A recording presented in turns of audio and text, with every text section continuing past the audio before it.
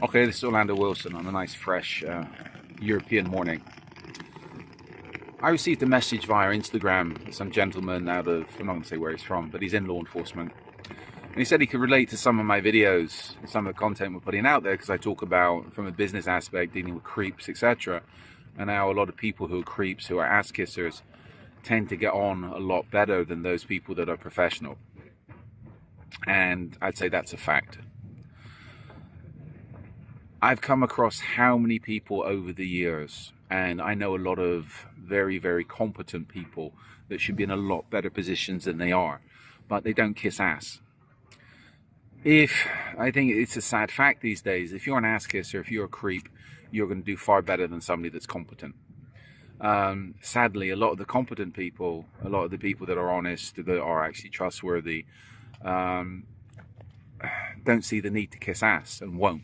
Which, you know what I mean, I'll say through my career, things would have been a lot better if I was it would have been a lot easier. I'm not going to say better. Things were a lot easier if I was a yes man. It's the same with a few of my friends. I don't have many friends, but our people I class as friends, one of their issues, and that's probably why we are friends, is they're not yes men. We're not going to compromise their values just for a promotion, just for a job, etc. And I know some jobs, if you're not an ass kisser, even in the close protection business, you have to kiss ass. If you're not an ass kisser, if you're not kissing the ass of the person that's running the job, even if they're an incompetent fool, you're not going to get hired. And if you are hired, you're going to have a hard time until you get fired. So this is it. How you deal with such people is very, very difficult. Even from, I remember when I was in the military, and this is where, again, I bash the British military. If you're an ass kisser, you get on and you get the courses a lot better than if you're not an ass kisser. This is where I'm very skeptical about people that come from any establishment, any institution, especially the British military. You're telling me how wonderful your career was and all the good things you've done. From my perspective, I'm thinking, how much ass did you have to kiss to get where you got? Because if you weren't an ass kisser, you weren't getting anywhere in my day. So this is where it's one of the things that's a difficult thing to deal with, and this is where people skills can come in. If things are that intolerable, you have to look at the job, be it military, be it police, be it whatever, and say, okay, do I need this job? Of course, we all need money. Sometimes you have to tolerate bullshit because you want the money. Sometimes you have to tolerate the bullshit because you want the qualification, you need the experience. I've done my time. The only time I was really in an institution was in the British Army. I got what I wanted from them. I got some experience. I got the experience.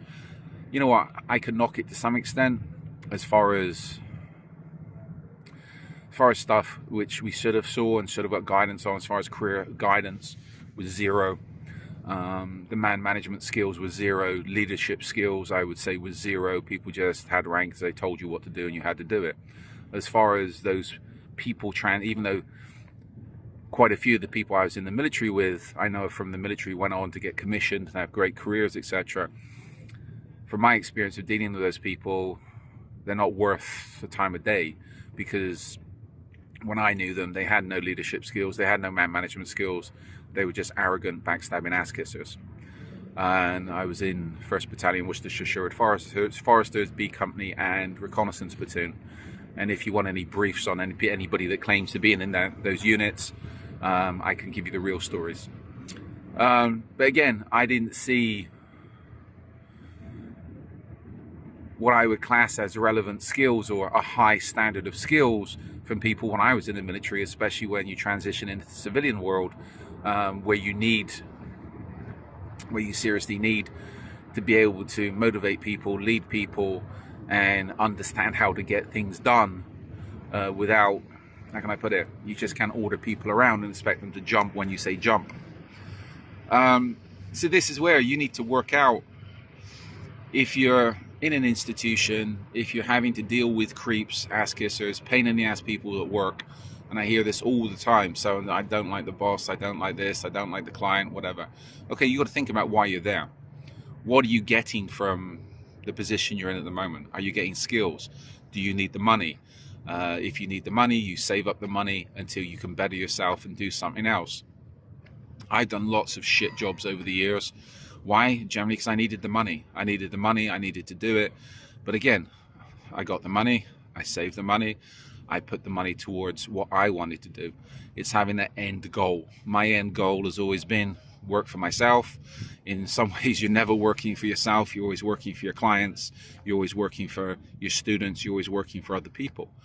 But again, I have a lot of freedom in what I do because I worked out what I wanted to do and went for it. And I've just done another video on people overthinking. You need to set your goal and go for it and work out how to achieve your goal.